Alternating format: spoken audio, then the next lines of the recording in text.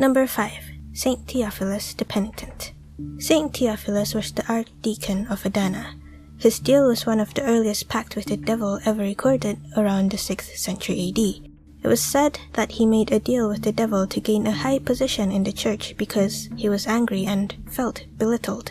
His story was recorded by Eutychianus of Adana, who claimed to have witnessed the whole event. It started with Saint Theophilus turning down the position of bishop out of humility, and then another man took the position. What made him regret his decision was when the new bishop unjustly deprived him of his archdeacon position. He was so mad that he sought help from a black magic user to contact Satan, and he successfully did it. Satan demanded him to renounce his belief in exchange for his help. Then when both sides agreed to the terms, they signed the contract, where Theophilus had to sign with his own blood. The next day after the contract was made, the new bishop realized he made a mistake, so he reinstated Theophilus' position, and, of course, Theophilus was happy with the news, so instantly he regretted making the contract. He was then fearful for his soul and wanted to repent. He fasted for days to beg forgiveness, but Satan was not going to let go of the contract that easily, and so he left the contract with Theophilus as a reminder. Devastated, he then took the contract to the new bishop and confessed everything to him. The new bishop then burnt the contract, and Theophilus died in peace. Number 4. Robert Johnson. He is famous for the rumor of bargaining with the devil at a crossroad in Mississippi. He was a blues singer, songwriter, and musician, a very famous one especially after his death. He influenced many rock musicians such as Eric Clapton, Bob Dylan, and his work actually helped define rock and roll. He had only recorded 29 songs, and only after the reissue of his recordings in 1961, which is years after his death, his work got known. During his lifetime, the blues were still called the devil's music.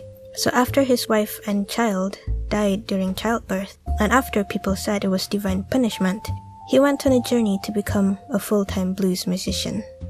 Johnson wasn't a good guitarist at first. It was even said to be embarrassingly bad.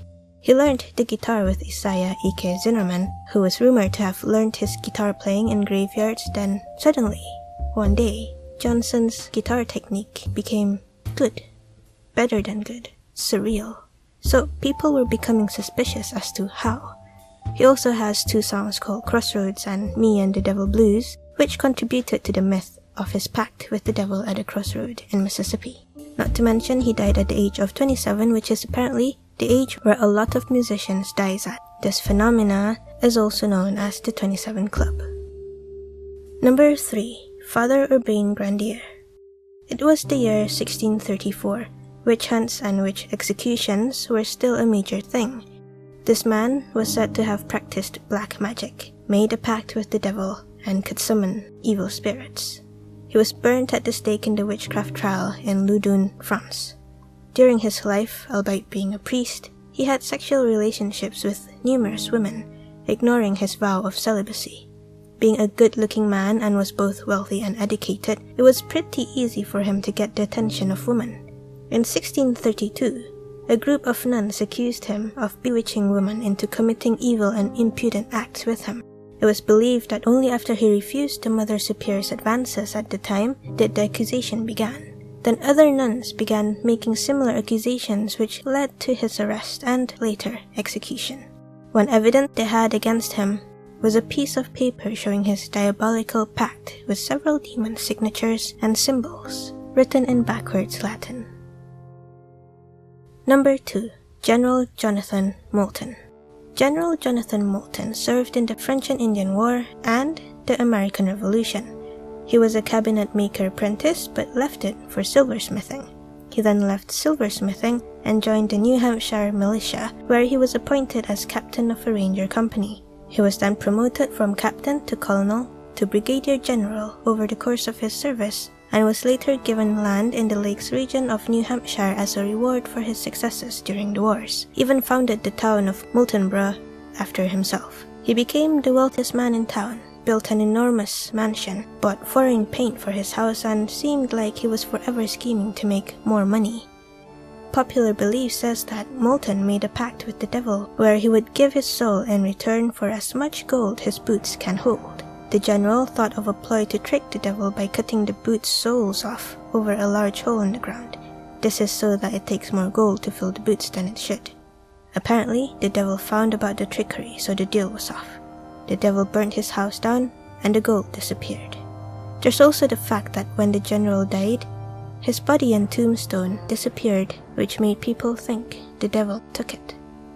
The story about the devil reminded me of an old Irish folktale between a doctor and the devil. The story went the same way with the hole in the boots, but the doctor was much more cunning by setting a condition with a loophole that the devil was then outsmarted, sparing the doctor's life and fortune. Number 1. Nicolo Paganini. He is known as one of the greatest violin virtuosos to have ever lived.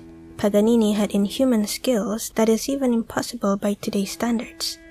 The skill was to play 3 octaves across 4 strings in a handspan, though some people believed he had Marfan syndrome and Ehlers-Danlos, giving him long fingers and flexible joints. Other than that particular skill, his playing was said to be able to bring tears to those listening to it, and some patrons even claimed to have seen the devil helping him during his performances. There's also the thing where he pranced around during his performances, earning him the nickname Rubber Man. Paganini was a genius. He did many things to make certain pieces easier to play that he introduced new techniques even used today. But it wasn't just his techniques that astounded people. Even his appearance contributed to him and the devil. With his lanky appearance, hollow cheeks, long fingers, pale skin, thin lips, weird smile, and always wearing black.